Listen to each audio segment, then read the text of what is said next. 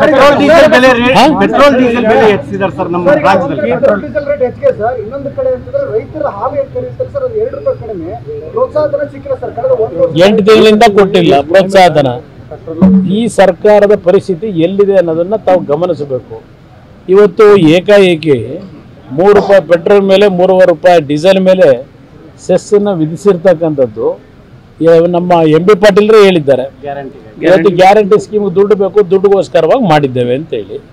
ಈಗ ಇದನ್ನು ಏರಿಕೆ ಮಾಡಿ ಜನಗಳಿಂದ ದುಡ್ಡು ಕಿತ್ತು ಮತ್ತು ಇದನ್ನು ಜನಕ್ಕೆ ಕೊಡ್ತಕ್ಕಂಥಲ್ಲಿ ಏನು ಹೆಚ್ಚುಗಾರಿಕೆ ಇದೆ ಇವ್ರದ್ದು? ಅದರಿಂದ ಜನ ಇದನ್ನು ಯೋಚನೆ ಮಾಡಬೇಕು. ಹಾಲಿನ ರೇಟ್ ಕಡಿಮೆ ಸದ್ಯ ಪ್ರೋತ್ಸಾಹನ ದುಡ್ಡ ಕೊಟ್ಟಿಲ್ವಲ್ಲ 8 ತಿಂಗಳಿಂದ. ಕೇಂದ್ರದ ಬಗ್ಗೆ ಬಟ್ಟು ಮಾಡ್ತಾ ಇದ್ದಾರೆ, ಅವ್ರೇನು ಏರಿಸಿರ್ಲಿಲ್ಲ, ನಾವು ಕಡಿಮೆ ಇದೆ ಅಂತ.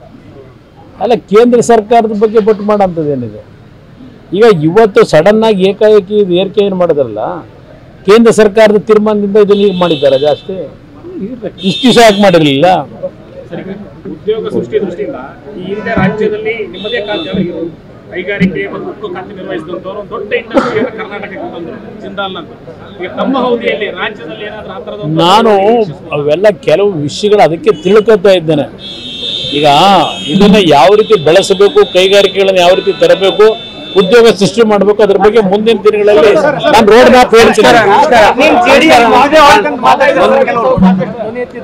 ಹೌದು, ಈಗ ಮಾದಾಯಿದು ಏನಿದೆ, ಅಪ್ಪರ್ ಭದ್ರಾಜ್ ಏನಿದೆ, ಅದೆಲ್ಲದರ ಬಗ್ಗೆ ಗಮನ ಕೊಡ್ತೀನಿ. ಇನ್ನೊಂದು ತಿಂಗಳ ಸಮಯ ಕೊಡ್ತೀನಿ. ಜೆಡಿಎಸ್ ಮುಗಿದೇ ಹೋಯ್ತು ಅಂತ ಮಾತಾಡಿದ್ರೆ ಕೆಲವರು. ಅದಕ್ಕೆ ಜನ ಉತ್ತರ ಕೊಟ್ಟಿದ್ದಾರೆ.